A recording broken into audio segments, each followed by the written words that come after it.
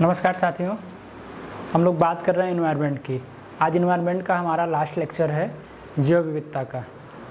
तो हम इस कड़ी में जैव विविधता की बात करेंगे, उसके बाद भारत में जैव विविधता की बात करेंगे। मतलब भारत में कौन कौन से हॉट स्पॉट हैं और जैव विविधता का नुकसान हो रहा है तो उन सूचियों को रेड डाटा बुक में शामिल किया गया, उसके बारे में बात करेंगे। तो पहले जैव विविधता को अच्छे से समझ लीजिए, उसके बाद फिर दूसरे लेक्चर में हम भारत में जैव विविधता की बात करेंगे। क्योंकि पहले समझना जरूरी है कि क्वेश्चंस आते हैं मूल अवधारणा से। मूल अवधारणा से जो क्वेश्चन बनते हैं वो कॉन्सेप्चुअल बनते हैं, वो फैक्चुअल नहीं होते हैं। तो सबसे पहले कॉन्सेप्चुअल पे काम करिए, कॉन्सेप्ट तैयार होगा तब फैक्ट पे काम करने का प्रयास करिए, ठीक है। तो उससे क्या कहते हैं, समझने में थोड़ा सा आसानी होती है। तो पहले जैव विविधता को समझ लीजिए।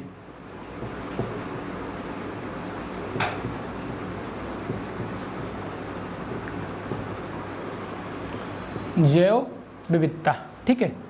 समझाने के पहले एक फिगर बनाते हैं ताकि आपका दिमाग क्लियर हो जाए।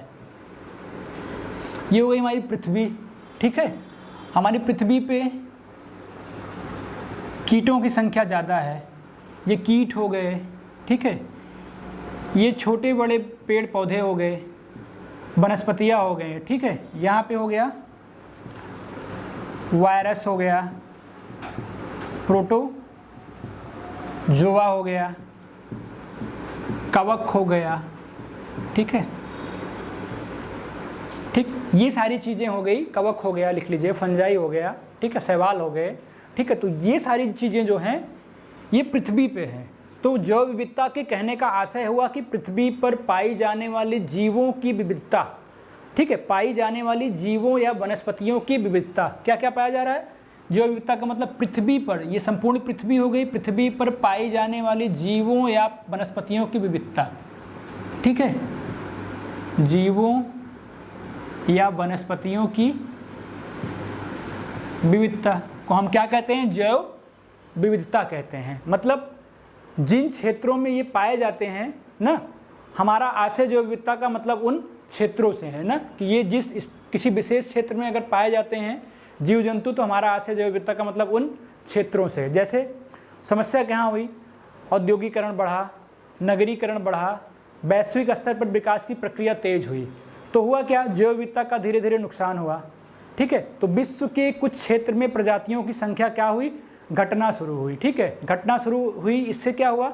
हम लोगों ने इसके लिए प्रयास किया कि इसे रोका कैसे जाए, ठीक है। तो हमने ये चीज़ें पहले बताई कि जैव विविधता या पर्यावरण का ह्रास का कारण, एक बहुत बड़ा कारण क्या था? औद्योगिकरण था, नगरीकरण था, वैश्विक स्तर पर विकास की प्रक्रिया का तेज होना था, ठीक है। जैसे कहीं भी फ्रेमिंग करना या लिखने का प्रयास करना तो ऐसे लिखना, भारत नहीं विश्व में क्या हुआ?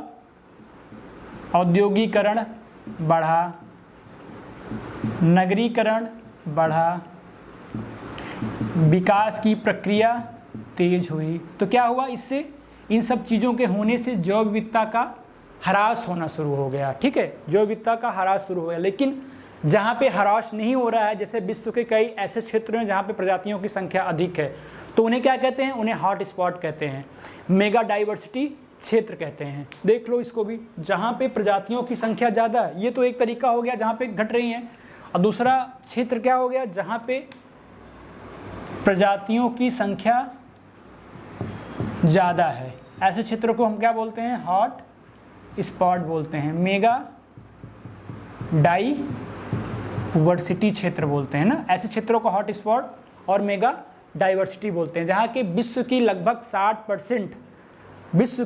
60% उभयचर जीव, पक्षी, पेड़ पौधे सब कुछ यहीं पाए जाते हैं ना। इन क्षेत्रों में विश्व के लगभग 60% पेड़ पौधे, जीव जंतु सब यहीं पाए जाते हैं। उसको क्या बोलते हैं? हॉट स्पॉट बोलते हैं। कहते नहीं हो कि भारत में कितने हॉट स्पॉट हैं?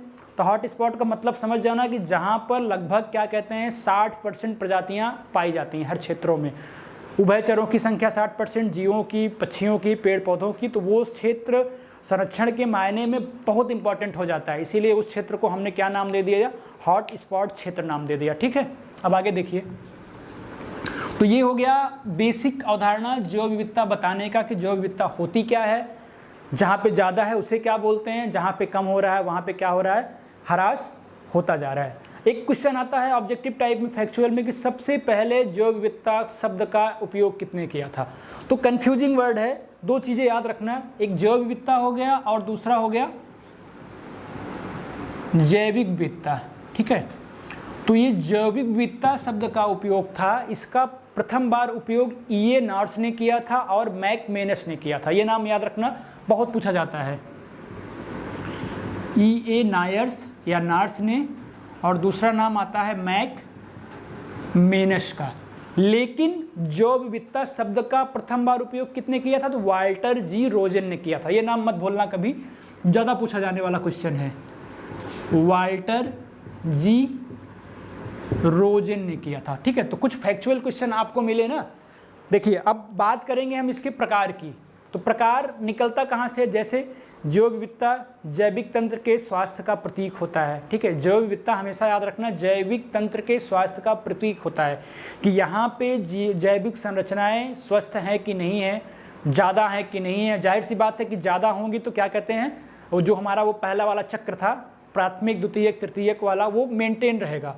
नहीं होंगी तो कहीं ना कहीं अनबैलेंस होगा, जिससे समस्याएं अपने आप क्या होंगी, क्रिएट होंगी। मतलब जैसे दो क्षेत्र के समुदाय, दो समुदाय हो गए, तो दोनों क्षेत्रों में क्या कहते हैं, मैक्सिमम क्या पाई जाती हैं, भिन्नता पाई जाती है। जैसे अगर यहाँ पे जीव जंतु, यहाँ पे भालू होगा तो जाहिर सी बात है क्या कहते हैं, बड़े बड़े बाल होंगे, अच्छे से होगा।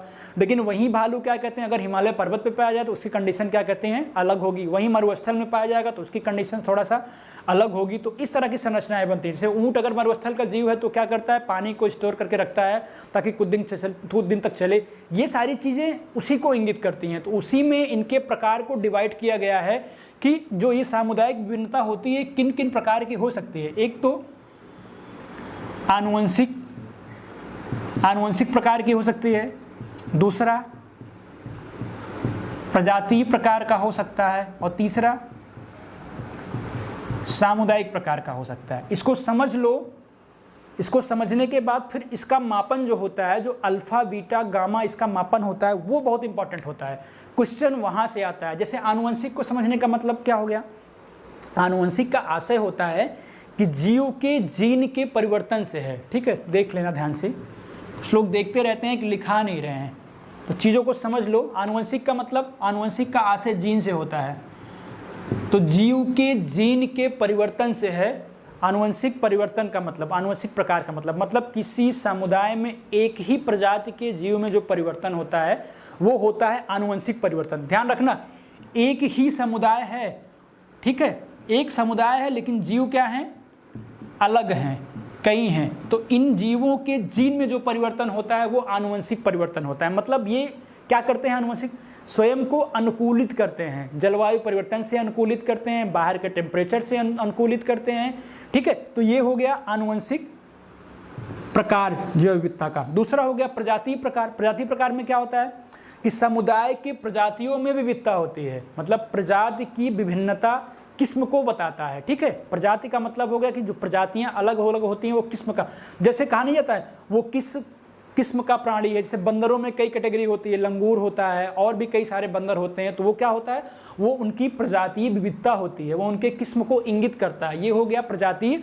विविधता। मतलब समुदाय के प्रजातियों की संख्या जो होती है क्षेत्र या क्षेत्रफल के स्थान के सापेक्ष डिफरेंट होती हैं, बढ़ती हैं। किसी क्षेत्र में ज़्यादा होती हैं, किसी क्षेत्र में कम होती हैं, किसी क्षेत्र में उनका रंग काला होता है, किसी क्षेत्र में गोरा होता है। तो ये होता है उनकी प्रजातीय विभिन्नता। मतलब संख्या बढ़ेगी तो क्या होगा, विविधता भी बढ़ेगी, ये भी याद रखना, ठीक है। तो हो गया ये प्रजातीय। देखिए तीसरा, दो समझा दिया आपको, तीसरा हो गया सामुदायिक विविधता। पहले चीज़ों को समझ लीजिए, फिर जहाँ से क्वेश्चंस आता है उसको नोट कर लीजिए। इससे क्या होगा ना कि कॉन्सेप्ट क्लियर होगा और फैक्ट दिमाग में तैयार होगा। अब सामुदायिक को मैंने पहले ही समझा दिया कि जैसे दो समुदाय हो गए, उनमें जो विभिन्नता होती है। सामुदायिक का मतलब दो अलग अलग समुदाय हो गए, दो से अधिक समुदाय हो गए, मतलब घास के मैदान हो गए, मरुस्थल हो गया। तो इनमें जो विविधता होती है जीव जंतुओं में, उसको बोलते हैं, क्या कहते हैं, सामुदायिक विविधता। मतलब घास के मैदान में, पर्वतीय आवास में, झील में, मरुस्थल में, इनमें क्या होता है, विविधताएं अलग अलग होती हैं। इसीलिए इसको कहते हैं कि पोषण चक्र, खाद्य श्रृंखला तथा ऊर्जा प्रवाह में होने वाले परिवर्तन के कारण ये विविधताएं होती हैं। ये हमेशा याद रखना, ठीक है। तो ये हो गया हमारा तीनों इसका प्रकार। अब आगे हम बात करते हैं इसके मापन की, और उसमें हम थोड़ा सा आपको लिखाएंगे क्योंकि यहाँ मापन से क्वेश्चन की संख्या आने की बहुत ज़्यादा हो चुकी है, ठीक है।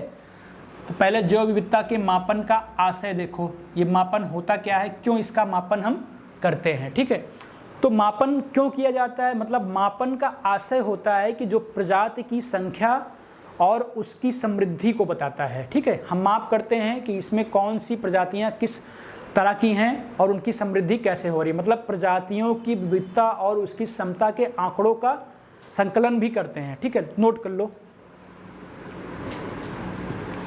मापन का मतलब हो गया प्रजाति की, लिख लीजिए, प्रजाति की संख्या और उसकी समृद्धि से है। ठीक है, प्रजाति की संख्या और इसकी समृद्धि से है। करता क्या है ये, प्रजाति की संख्या और समृद्धि, मतलब हो गया कि प्रजातियों की विविधता और उसकी समता के आंकड़ों का संकलन करता है। जो प्रजाति होती है इसकी समता और इसके आंकड़ों का संकलन किया जाता है, इसी को क्या कहते हैं हम, इसी को मापन कहते हैं। तो ये जो मापन का प्रकार होता है ये 3 तरह का होता है, एक अल्फा, एक बीटा, एक गामा। तो क्वेश्चन यहाँ से बनता है कि अल्फा जैव विविधता क्या है, बीटा क्या है, गामा क्या है। ठीक है, तब इसको समझने का प्रयास करो।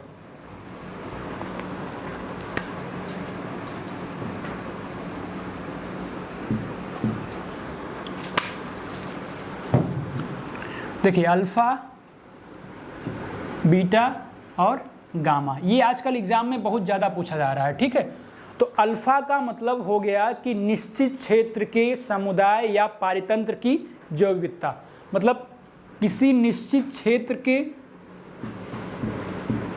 समुदाय या पारितंत्र की जो विविधता होती है वो अल्फा होती है। ठीक है, थैंक यू, वो अल्फा होती है। जैसे किसी समुदाय में या पारितंत्र में प्रजातियों की कुल संख्या को बताता है। क्वेश्चन पूछेगा कि अल्फा जैव विविधता का मतलब क्या हो गया, तो साफ सा लिखना कि जो अल्फा जैव विविधता होता है वो किसी क्षेत्र या समुदाय में या पारितंत्र में प्रजातियों की कुल संख्या को बताता है। ठीक है, इसमें क्या करता है, ये कुल संख्या को बताता है। अब बीटा क्या करता है, बीटा पर्यावरणीय प्रवणता को बताता है और पर्यावरणीय प्रवणता के साथ साथ परिवर्तन के बीच प्रजातियों की तुलना भी करता है। जैसे पर्यावरणीय प्रवणता के साथ साथ उनके जो परिवर्तन हो रहे हैं उसकी विविधता की तुलना करता है ना, जो प्रजातियों की विविधता है इनकी तुलना करता है। ठीक है, दोनों में कितना डिफरेंस है। अगर पूछेगा कि समुदाय पारितंत्र कुल संख्या की बताता है तो क्या करता है, अल्फा करता है, और बीटा ये काम करता है। और गामा क्या करता है, गामा का काम सबसे डिफरेंट है। गामा जो जैव विविधता होता है वो आवासों और प्रजातियों की प्रचुरता को बताता है कि यहाँ पे आवासों की विषमता कैसी है और प्रजातियों की प्रचुरता कैसी है। मतलब ये क्या करता है, आवासों या प्रजातियों के विषमता को बताता है। एक बात याद और रखना, अगर आवास बढ़िया होगा तो प्रजातियों की संख्या भी बढ़िया होगी और ठीक ठाक होगी, मतलब इन दोनों की तुलना भी ये करता है। ठीक है, ये मेरा महत्व था आपको यहाँ तक ले आने का, समझाने का एक तरीका कि अल्फा बीटा गामा को आप समझ जाइए। बाकी इसके बाद डायमेंशंस अभी बहुत ज़्यादा हैं। अभी भारत में हॉट स्पॉट की बात करेंगे, भारत में जैव विविधता की तुलना करेंगे, जीव जंतुओं को बताएंगे और क्या कहते हैं ग्लोब के अकॉर्डिंग हम उसका अध्ययन करेंगे। जैसे अगर बेसिकली क्वेश्चन आ जाए कि जैव विविधता का महत्व क्या है, इसका संरक्षण कैसे किया जाए, ठीक है, या फिर इस पे प्रभाव कौन कौन से पड़ रहे हैं, तो कुछ नहीं यार, वही पुरानी चीज़ें जो हमने आपको अभी तक बताया हुआ है कि महत्व क्या है। इसका भी महत्व किस में होगा, औषधियों में होता है। कुछ किस्म के अच्छे पेड़ पौधे होते हैं जिनमें विविधताएं होती हैं, उसका उपयोग औषधियों में करते हैं। अगर क्या कहते हैं जीव जंतुओं को सुरक्षा करेंगे, उनको क्या कहते हैं संरक्षण केंद्र बनाएंगे, वहाँ पे रखेंगे तो लोग देखने जाएंगे, तो क्या होता है सौंदर्य का महत्व भी होता है इसका अपना, सामाजिक पारितंत्र का भी इसका महत्व होता है, और कृषि में जैविक कार्य भी करता है, और सबसे बड़ी बात उत्पादक स्रोत भी होता है। जैसे मिट्टियों में हरी खाद को डालते हैं, ठीक है, तो उत्पादकता बढ़ती है, इसी तरह से इसका भी काम होता है। ठीक है, तो ये हो गया इसका महत्व। और लेकिन जो इसका कारण है, प्रभाव जो पड़ रहा है क्या कहते हैं इस पर, तो क्यों इसका प्रभाव पड़ रहा है, इसका क्षरण क्यों हो रहा है, तो वही सारी चीज़ें जो हमने बताया कि इसके आवासों का विनाश हो रहा है, विदेशी प्रजातियों का आगमन हो रहा है जिससे यहाँ के पेड़ पौधे को नुकसान पहुँच रहा है। और क्या हो रहा है, और भी वही सारी चीज़ें जोड़ते जाओ, प्रदूषण, प्राकृतिक कारण में जो चीज़ें आगे जलवायु परिवर्तन वगैरह हो गया, जनसंख्या बढ़ रही है, गरीबी बढ़ रही है, इस तरह से ये चीज़ें आप इसको लिंक कर सकते हो, पीछे की टॉपिक से इंटरलिंक कर सकते हो।